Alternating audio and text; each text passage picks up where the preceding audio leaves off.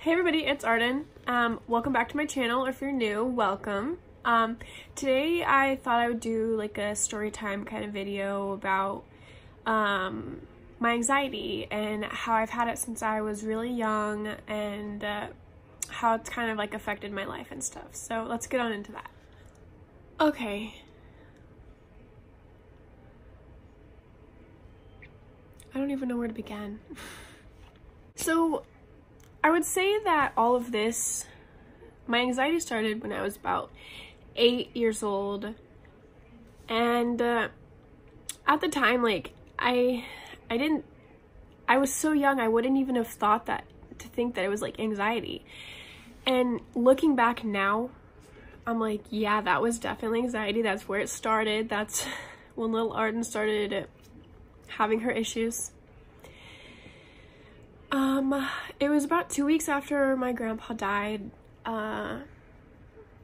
Sorry, it's kind of like a hard thing to talk about. It was a hard time, but I'm gonna do it anyway.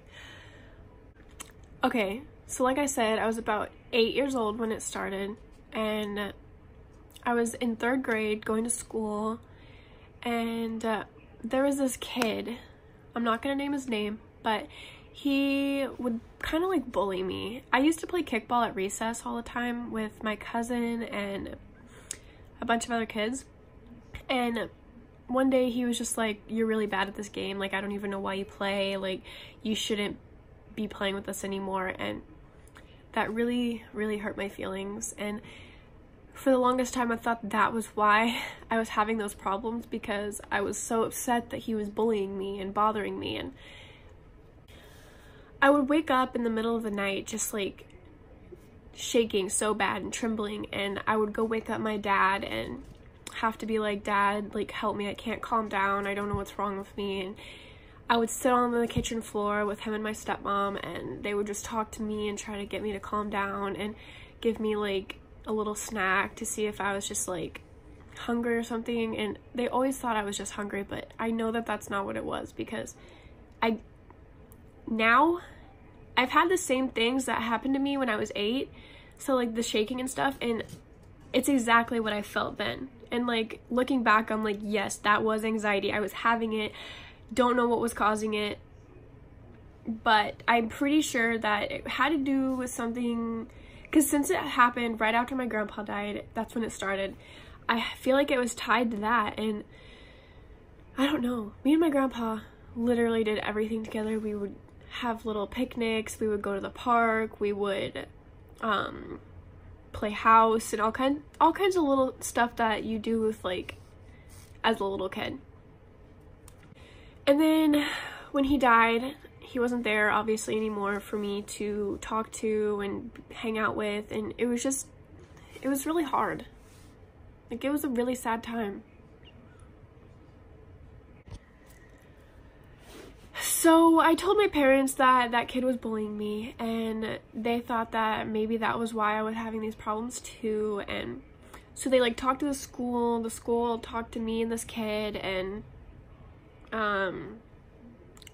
everything got resolved with that, but I was still having these problems and I didn't know why.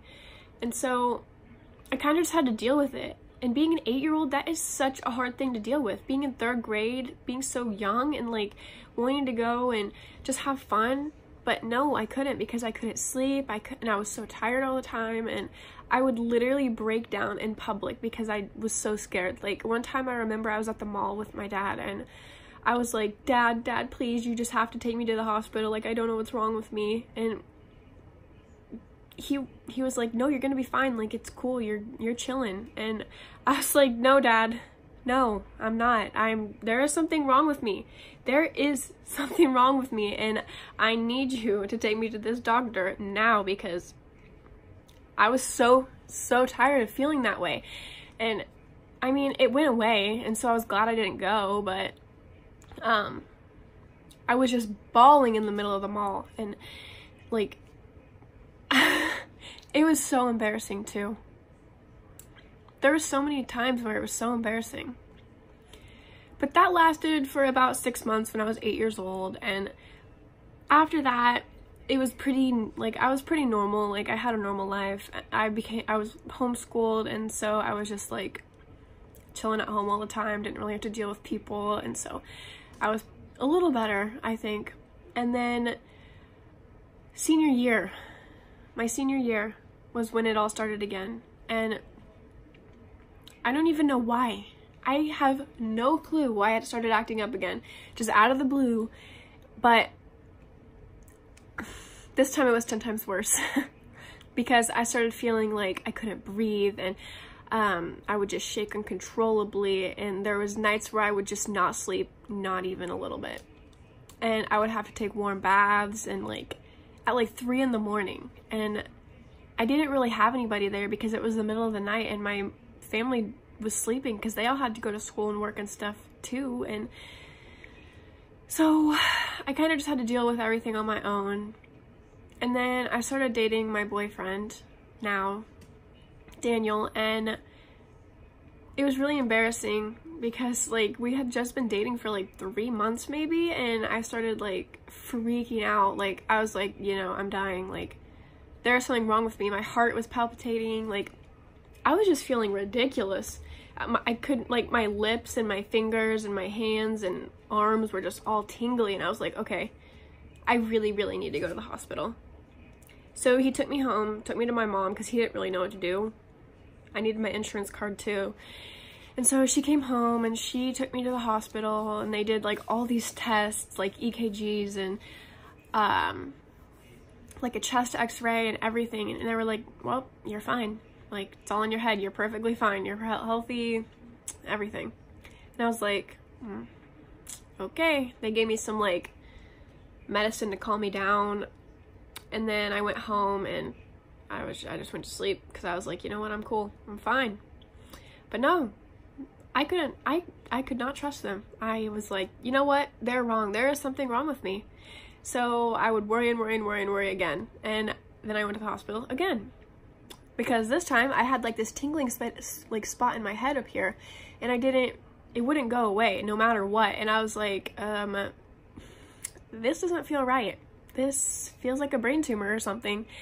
And it's so embarrassing to think about now because I'm like, this was all in my head. Like, I was making myself feel this way. And for people who don't have anxiety, you won't really understand this, but it is, you can actually imagine pain and like these sensations, and it's really weird. Like, so again, I went to the hospital. My boyfriend and his mom and his grandma, they brought me, or they were all there for me, and I had to get like a scan of my head and blood drawn, and I had a massive bruise on my arm, like right here where the IV was in, because the guy didn't know how to do it right. And so that was a really scary night too. And just waiting there in the hospital with someone who has anxiety, waiting for the results of whatever you think is wrong with you is crucial. Like, it is, I don't even know the word to use for that. It's like so nerve-wracking. Like, I was just sitting there thinking, oh my God, what if I have a brain tumor? What if I'm gonna die? What if I'm gonna have to have surgery for my head? I was just sitting there sweating, just sweating so bad. It was terrible. And they came back, they said, nope, you're perfectly fine. Like, it's all in your head again. And I'm like, I have mental issues. Like, I don't get it. I don't know what's wrong with me. This is scary. So again, I just went home, lived my life, was perfectly fine, and then started having heart pains, like pains around my chest, making my arm feel weird. So I was like, Mom, I was bawling at this time. I was like, Mom, you need to take me to the hospital. Again, I'm sorry, but I really need to go. She's like, no, I'm not taking you. This is ridiculous. You're getting out of hand. Like, no. And I was like, Mom, please, you have to. So she called my dad. She's like, okay, Arden's being ridiculous and being crazy again. I need you to calm her down. And I was like, on the phone with my dad, like, no, Dad, like, seriously, I feel like this would make me feel so much better. Please, just let me go. And he's like, okay, fine. If it'll make you feel better, then just go. But it's going to cost so much money. So I was like, you know what? I don't care about the money. Let me just go. Let me get my tests done. So I went in again, got all the tests done, got more EKGs, and they took like pictures of my heart and everything. It was fine. I was fine. Whew. I don't know. So, yeah. Anxiety is a really tough thing to deal with. I still deal with it today. And okay, so actually, after that, my mom was like, you know what, we're gonna take you to the doctor. You like need to see someone about this anxiety. And so I went to the doctor, and they're like, yeah, well, we can prescribe you this antidepressant because that helps with anxiety. And I was like, okay, cool, let me just try that. So I took that for a while, but it made me feel so bad. Like, I would feel so lightheaded and just tired, and I wouldn't want to do anything. So I was like, you know what, nope, get that out of here. I'm not doing that. So ever since then, I've just been trying to find like natural ways to feel better. Like, I don't know, if I'm starting to have anxiety, I will just be like, you know what, Arden, every other time you've been perfectly fine. You're gonna be cool. It's okay. Just calm down. And usually that'll help me now, because like going to the hospital 3 times and them telling you that you're just insane and that you have like, it's all in your head, it makes you feel really bad about yourself because you're embarrassed. Like, it's so embarrassing going to the hospital and them telling you that you're perfectly fine when you feel like there's something wrong with you. And it's hard. I don't know how many times I'm gonna say that, but it really is hard. And I really understand the people, like, so if you're out there struggling with anxiety, just know you're not alone, because for the longest time I was like, you know what, this is so scary. Like, I am so weird. Like, no one else is this way, but there is a lot of people that are this way. And so it makes you feel a lot better hearing other people's stories and like knowing what they've gone through. So I just wanted to share my story with you guys because it really does impact your life and make it really hard and change your everyday living because you're so worried all the time. For like 3 or 4 weeks, I was just so depressed. Like, I couldn't get out of bed. I couldn't do anything. All I wanted to do was just lay down and cry and worry and that. So if you need any advice or want to talk about anything, just comment below and I will try to comment back. And yeah, give this video a thumbs up. Don't forget to subscribe, and thank you so much for watching. Bye.